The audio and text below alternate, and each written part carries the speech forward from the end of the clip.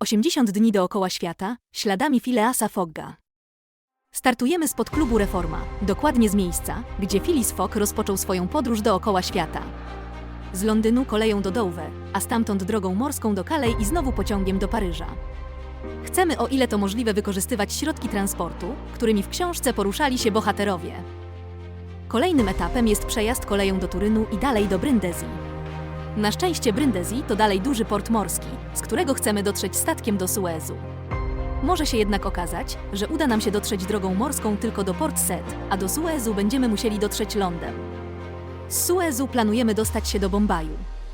Będzie naprawdę miło, jeśli uda nam się zrobić to z przystankiem w Aden, ale celem, zgodnie z książką, jest Bombaj.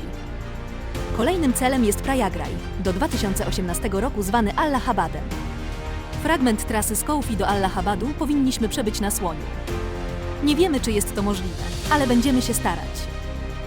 Dalsza trasa wiedzie nas koleją do Kalkuty, a stamtąd statkiem do Singapuru. Mamy nadzieję, że po drodze nie będziemy musieli nikomu ratować życia. W dalszą podróż również ruszymy statkiem, by dostać się do Hongkongu, a dalej do Szangaju i Yokohamy. Tutaj mogliśmy wybrać jedną z dwóch tras, ale uznaliśmy, że warto wybrać trudniejszą, trochę dłuższą, a zarazem atrakcyjniejszą turystycznie drogę. Z Yokohamy ruszamy przez ocean do San Francisco. Najłatwiej byłoby ten fragment przelecieć, ale założenia projektu zakazują nam korzystać z samolotów. W Stanach czeka nas długa podróż pociągiem do Salt Lake City, a potem do Medicine Bow i Kearney. Jeszcze nie wiemy, czy da się przejechać przez te miasta pociągiem, ale to mały problem. Prawdziwe schody zaczną się w Kearney. Tutaj będziemy musieli wymyślić, czym zastąpić sanie napędzane żaglami, bo oryginalnie to właśnie w ten sposób powinniśmy dostać się do Oumecho. Dalej powinno być już prościej. Musimy tylko dostać się do Chicago, a potem do Nowego Jorku.